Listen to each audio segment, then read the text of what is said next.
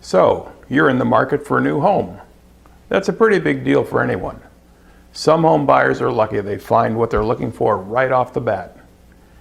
I myself am not one of those people, but I have at least heard that they do exist. For others of us, looking for a new home can seem endless. After a while, the homes blend together. How do you tell them apart?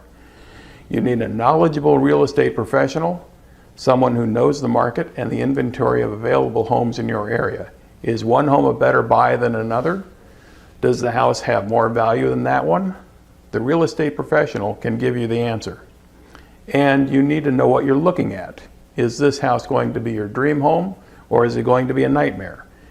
Sure, people are out to sell you their house, but don't let their problems become your problems. And that's where I can help. First, I want to raise your overall awareness level. Have you ever fallen in love with a house only to later realize it will take more money than you can afford to fix it up? Or that it has serious problems and it will take more time and attention than you can give it?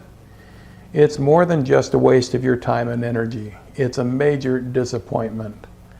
So become familiar with my material.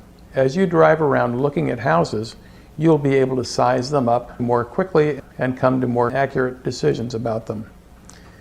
Now, if one catches your eye, form a basic overview of the house and what it has to offer. How do you do that? Don't get lost in detail. Look at the big ticket items. Outside, take a quick survey of the roof for badly worn areas or broken and missing shingles. How does the brick and mortar look on the chimney and the walls? Is there a pool? Check out the floor of the pool for chipped or rough plaster. Replastering a pool can cost thousands. Give the equipment a once-over for leaks. Air conditioning. If there's an evaporative cooler, does it look in reasonable shape or is it a bucket of rust? If there's a condenser, are the coils full of grass clippings or are the fins eaten away? Inside the house, check out, say, the furnace or the boiler for weird noises or leaks. How are the kitchen appliances? Electrical. Do you see a lot of power strips and extension cords?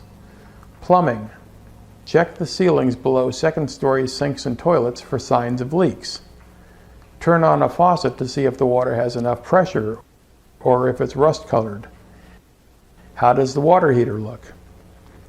There's a lot more stuff, but, and this is very important, at this point, all you're doing is looking. If something is already turned on, then maybe watch or listen to it as it runs. But at this point, a simple pen and paper could be your best tool. Take down the make, model, and serial numbers. Look online or call the manufacturer and ask, how old is the appliance? Maybe it's an old home with original equipment. If you're in a northern climate, looking at a furnace that's 20 to 25 years old, you could be looking at a furnace that already needs to be replaced. Or maybe it's an old home, but all the equipment is new. That's the kind of information you need at this point to form a basic opinion. Get a sense of whether or not the house is worth going back for the closer look. Okay, maybe you're further along in your search. Maybe you've made an offer and it's been accepted. Now you're in the contingency period. Here's a second instance where I can help you. With the House IQ, you're in control and you have options. Your first option is to inspect the house yourself. Okay, I've tried to be as complete as I can. I've tried to explain things as clearly as I can. But your safety is my main concern. There are three things at play here. First, there's the seller.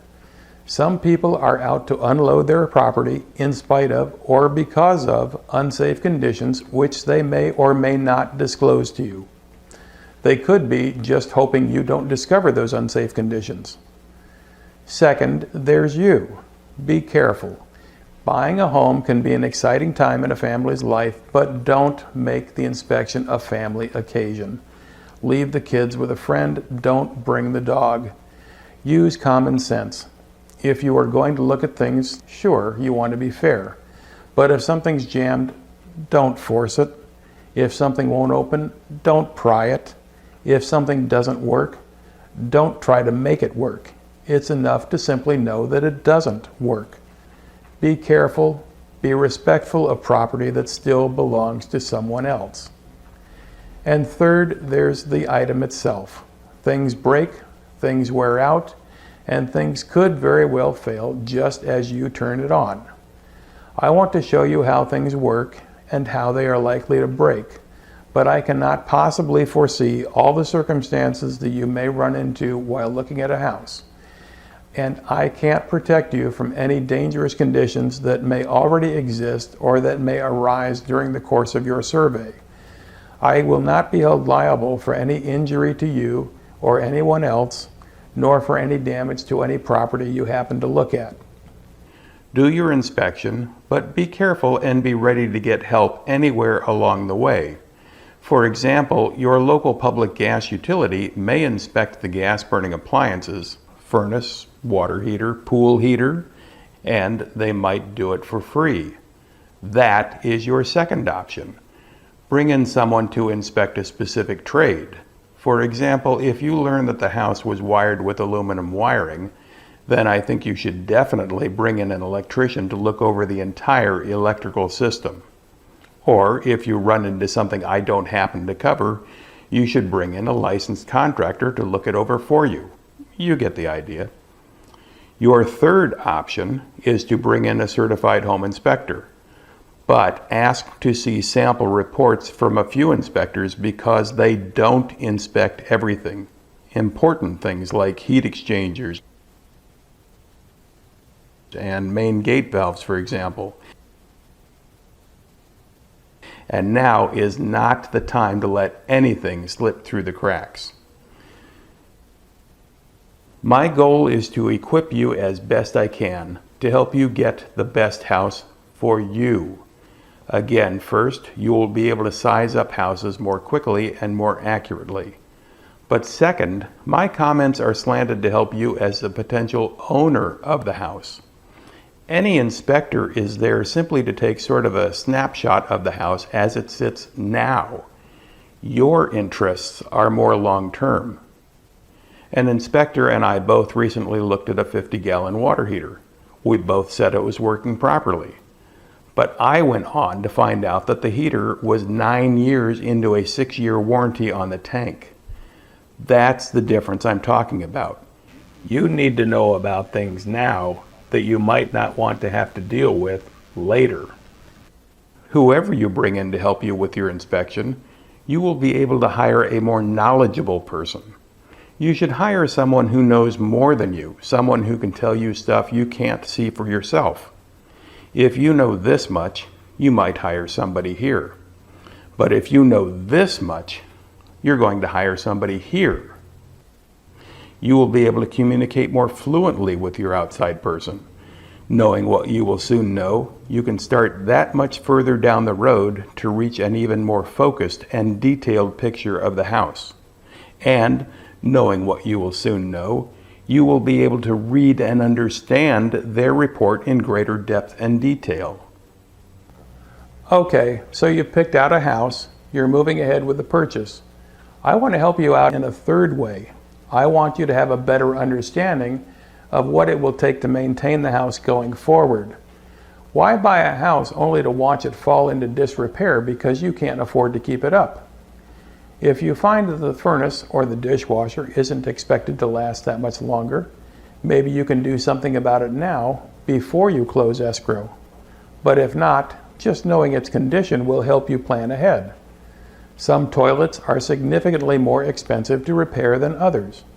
There's something really simple you can do to extend the life of your refrigerator.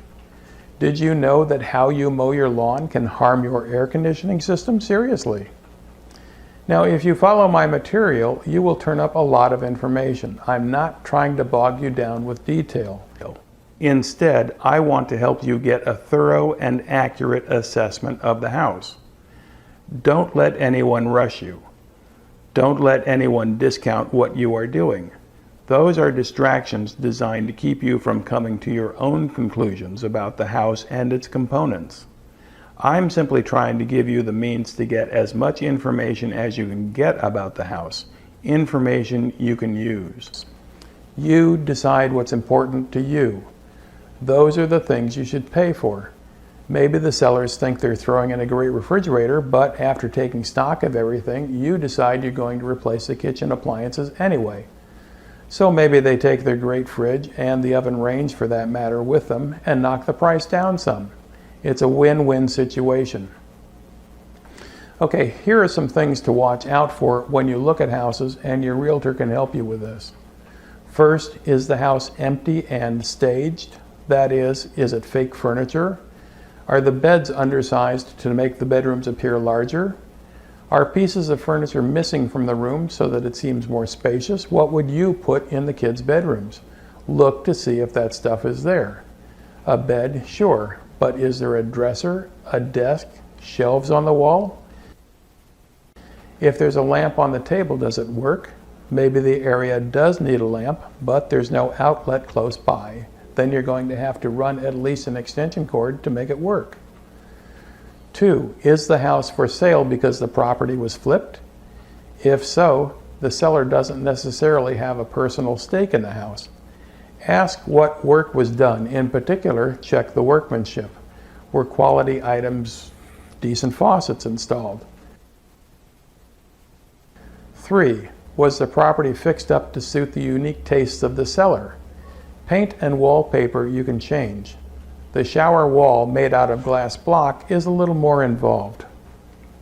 Number 4, was the property over-customized? Maybe a whirlpool spa was installed in the hall bath that will be used for the kids. The kids aren't going to appreciate it. 5, was the house over-accessorized? Maybe gold-plated faucets were installed, but they're not in keeping with the rest of the houses in the area. Remember, what things cost and what they are worth are two different things. Be willing to pay only what they are worth to you, not what they cost to put in. Keep in mind, houses do not pass or fail inspections. Inspections point out problems or potential problems with the house. You're not buying a new house, and even if you are, remember, new houses can have issues too.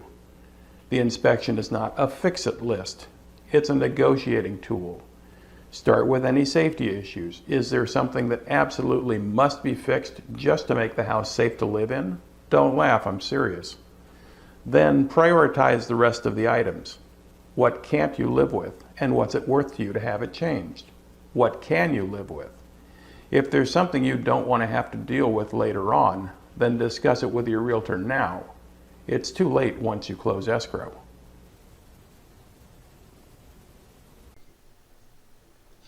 I've got a lot more great stuff for you at houseiq.information. If you like what you've seen so far, do me a favor and tap the subscribe button so you don't miss future videos. And click the link to watch some more great stuff right now.